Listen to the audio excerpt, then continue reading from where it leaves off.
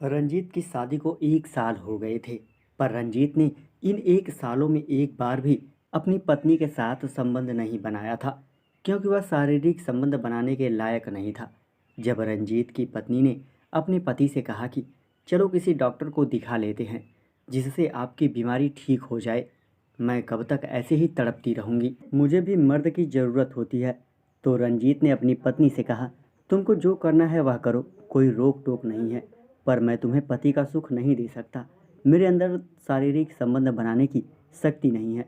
बाकी मैं तुम्हें दिल से बहुत चाहता हूँ, तुम्हारी इज्जत करता हूँ और ज़िंदगी भर तुम्हें किसी चीज़ की कमी नहीं होने दूंगा। पर तुम्हारी काम वासना की भूख को मैं पूरी नहीं कर सकता।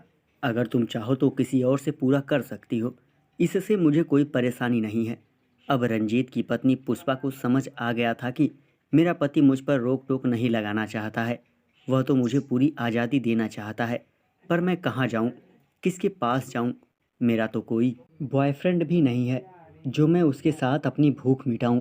काफ़ी देर सोचने के बाद पुष्पा को अचानक याद आया कि मेरी नज़र में एक इंसान है जो इस भूख को ख़त्म कर सकता है, और वह इस आग को वही बुझा सकता है, और वह मेरा ससुर है। इस तरह से घर की बात घर में रह जाएगी, इससे अच्छी बात और क्या हो सकती है। उसका ससुर तो अभी 40 साल का आदमी था, वह तो किसी लड़के से कम नहीं लगता था। उसकी बॉडी भी बहुत अच्छी थी और दिखने में बहुत ही ज़्यादा खूबसूरत था।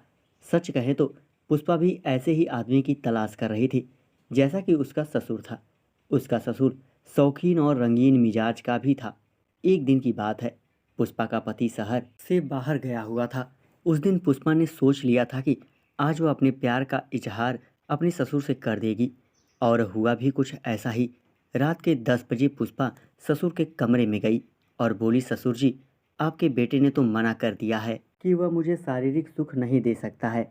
औरत की प्यास सिर्फ धन दौलत से नहीं चलती, उसके लिए उसे संतुष्ट भी करना पड़ता है। ससुर अपनी बहू की बात समझ गए और उसे अपने बिस्तर पर लिटा दिया। दोस्तों, चैनल को सब्सक्राइब करें और हिलाते रहें। Thank you.